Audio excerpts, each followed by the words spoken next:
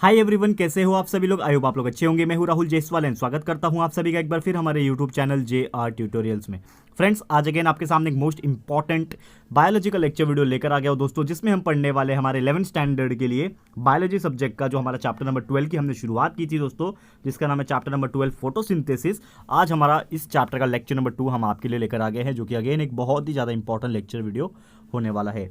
तो दोस्तों, इस पर्टिकुलर लेक्चर में आज हम लोग बात करने वाले सबसे पहला जो टॉपिक होने वाला है वो है हमारा nature of light. Previous lecture में आपने देखा होगा दोस्तों, इसके पहले कि हमने डिस्कस किया था कि फोटोसिंथेसिस एग्जैक्टली क्या होता है, उसके कुछ रिएक्शंस हमने देखे थे, किस प्रकार रिएक्शंस करते हैं और प्लांट किस तरह से फोटोसिंथेसिस का टेक्निक का हेल्प करके अपना फूड प्रिपरेशन करता है और सप्लाई करता है to the whole parts of the plant.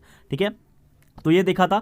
तो लाइट जो होता है बेसिकली किस प्रकार ट्रैवल करता है, उसका नेचर क्या होने वाला है, तो ये बेसिकली हम लोग इस बारे में इस टॉपिक के अंदर पढ़ने वाले हैं।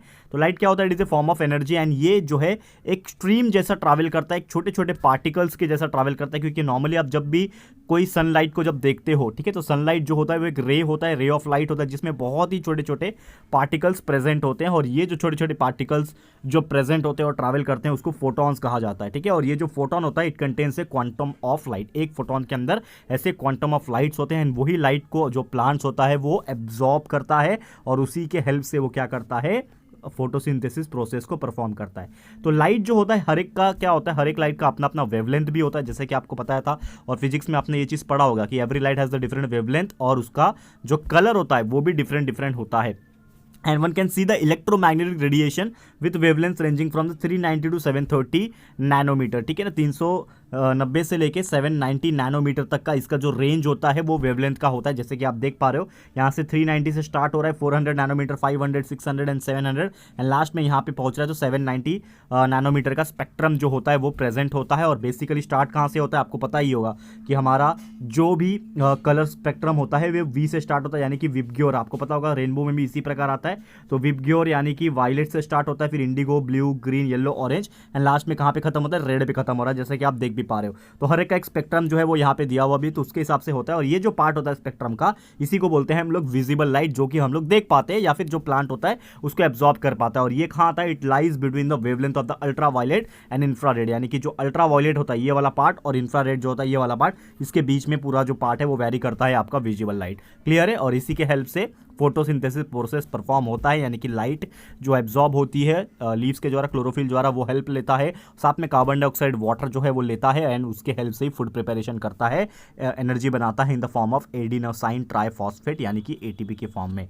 क्लियर है, ओके तो अब ये फोटोसिंथेसिस उसका मैकेनिज्म भी देख लेते हैं। नॉर्मली क्या होता है, जैसे कि आपने देखा था कि जो जनरल इक्वेशन होता है फोटोसिंथेसिस का, वो क्या होता है कि whenever 6 molecule of carbon dioxide it's added to like 12 molecules of water. ठीक है, तो यहाँ पे ऐड हो रहा है अगर, तो क्या बनता है, C6H12O6 बनाता है, जिसको ग्लूकोज बोलते हैं। फिर वो 6 water molecule and 6 that is carbon dioxide molecule भी बनाता है यहाँ पे, सॉरी ऑक्सीजन भी बनाता है यहाँ पे, 6 मॉलिक्यूल ऑफ ऑक्सीजन ये भी बनाता है, जिसके हेल्प से क्या होता है कि ये ऑक्सीजन हमें ह्यूमन बींग्स को मिलता है या एनिमल्स को मिलता है और वो लोग ऑक्सीजन ले पाते हैं। तो बेसिकली होता क्या, 1937 में R. हिल नाम के जो बायोलॉजिस्ट थे उन्होंने डेमोन्स्ट्रेट किया था।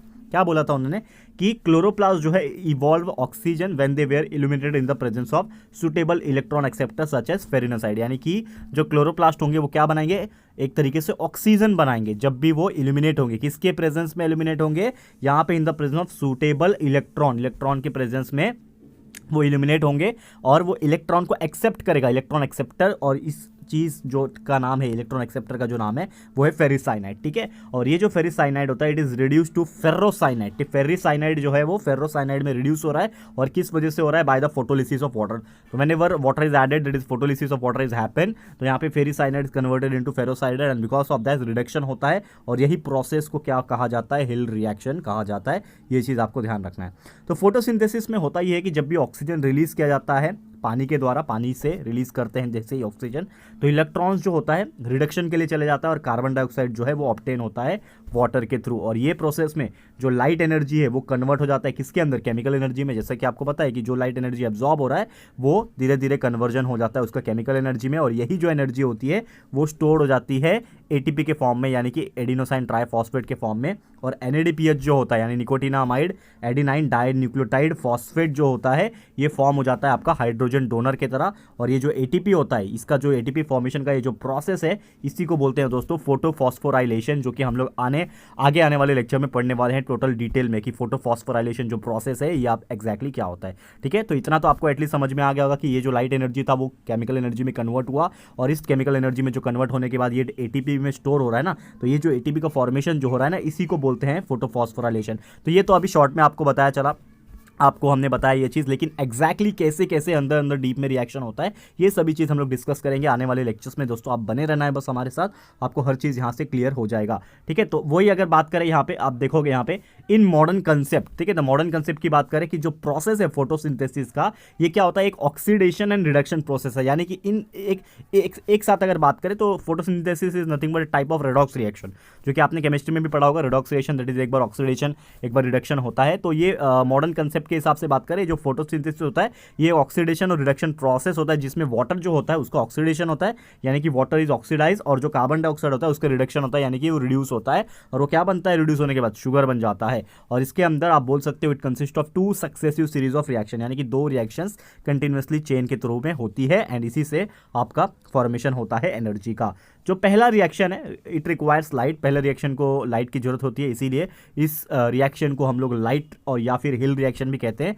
सेकंड रिएक्शन जो होता है इसमें कोई भी लाइट की जरूरत नहीं होती है, it does not require the light, and hence it is called as the dark और ब्लैकमैन रिएक्शन। ब्लैकमैन साइंटिस्ट ने इन्होंने डिस्कवर किया, तो दैट्स व्हाई उनके नाम से यहाँ पे दे दिया गया ब्लैकमैन रिएक्शन। ओके, क्लियर है दोस्तों, तो उम्मीद करता हूँ ये आपको समझ में आ गया होगा।